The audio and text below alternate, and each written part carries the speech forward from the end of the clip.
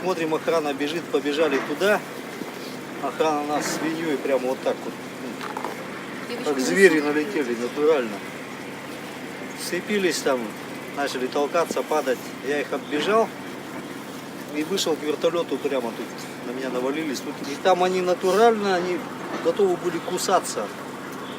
Злоба такая шла. Там никакой команды, ничего не было даже с места. Сразу хватают всех, кого в канаву выкинуть, там кого-то как будто нечаянно ударить.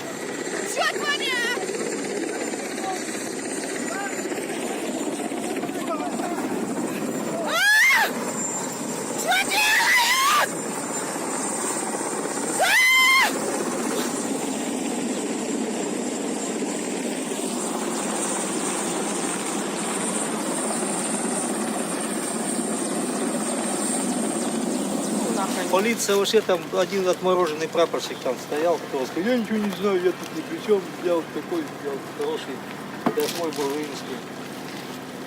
Тогда то же самое толкал, что мы все алкаши, что мы все алкаши и за деньги тут толкаемся. Вот ему, видать, в мозг забили это. То же самое охранники, все на полном серьезе они орали. За такие деньги мы бы тоже тут кого-то, знаешь, на полном серьезе говорят.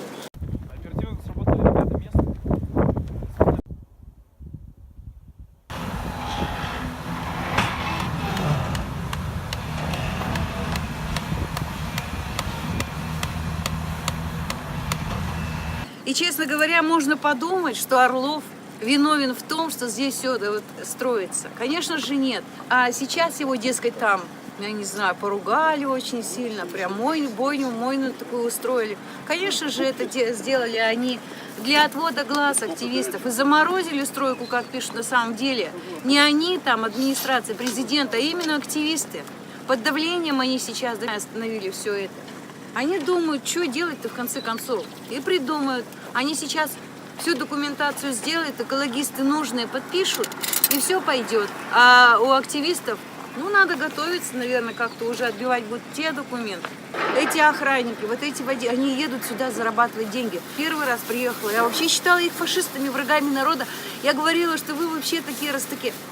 Сейчас я вижу, вот у моих учеников полицейских отправляют сюда на работу, а у них 5, 4, 3 ребенка. Либо едут сюда, оставаясь на работе, либо они уволены. Вы понимаете, какая ситуация создается? А кем она создается? Не нами. Не мы боремся друг с другом. Нас сталкивают сверху. Сначала, когда вот в июле, в августе там они работали, чтобы было понимание, что люди хотят заработать, негде работать. А потом уже, когда вся страна знает, что здесь происходит, и что к чему, и после этого они еще приезжают и еще могут шипеть на нас.